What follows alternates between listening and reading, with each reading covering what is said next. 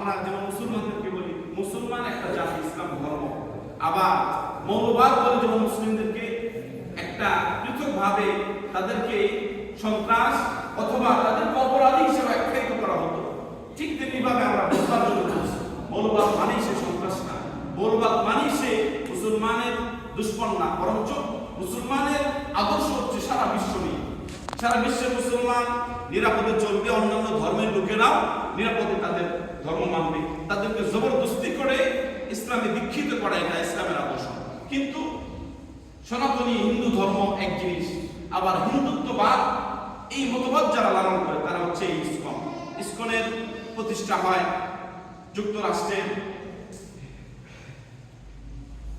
সেই দেশে 1966 সালে যুক্তরাষ্ট্রের নিউ ইয়র্কে এইটা প্রতিষ্ঠিত হয়। কিন্তু বর্তমানে এটার যে মূল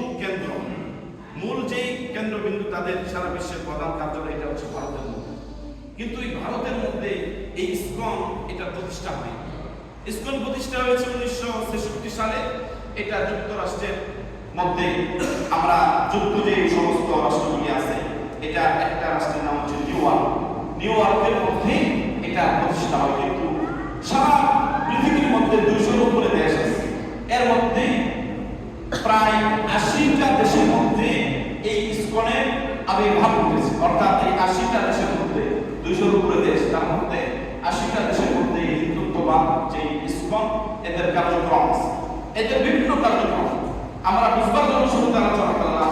হিন্দু ধর্ম এক জিনিস আর হিন্দুত্ববাদ আরেক জিনিস। হিন্দু ধর্ম তারা সাধারণভাবে ধর্ম পালন করবে, চলবে, যেমন মুসলমান তারা ধর্ম পালন করে, অন্য ধর্মরা তারা নিরাপদে তাদের ধর্ম পালন করে, তাদের প্রতি আমরা কি করি না, আক্রমণ করি না, বরঞ্চ তাদেরকে নিরাপত্তা দেওয়ার জন্য মুসলমান এটা নমুনা পেশ করেছে যে তারা বিধর্মী হওয়ার কারণেও তাদেরকে আমরা আক্রমণ করি না, বরঞ্চ তাদেরকে আদর আপ্যায়ন করে তাদের বোঝামন্দ থেকে নিয়ে বিভিন্ন তাদের ধর্মীয় যে সমস্ত কার্যক্রম এটা যেন নিরাপদে করতে পারে, অভয়ের সাথে করতে পারে, এই জন্য তাদের নিরাপত্তা দেওয়া।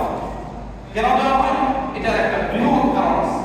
এক নম্বর কারণ হচ্ছে তাদের এই সংখ্যা লঘু বলে বলে তারা যে অধিকার আদায় করতেছে, অধিকার আদায় করতে করতে এই বাংলাদেশের 54 বছর বয়সে মুসলিম জাতির মধ্যে বহু শত শত হাজার হাজার অসংখ্য মানুষের অপরাধের কারণে হাসির কাছে জ্বলতে পেরেছে। এই বাংলাদেশের জমিনে ও হিন্দু খুন করেছে, গুম করেছে, ধর্ষণ করেছে, কিন্তু তাদের বিচার হাসির কাছে পর্যন্ত চাইলে বাংলাদেশের ইতিহাস। কেন?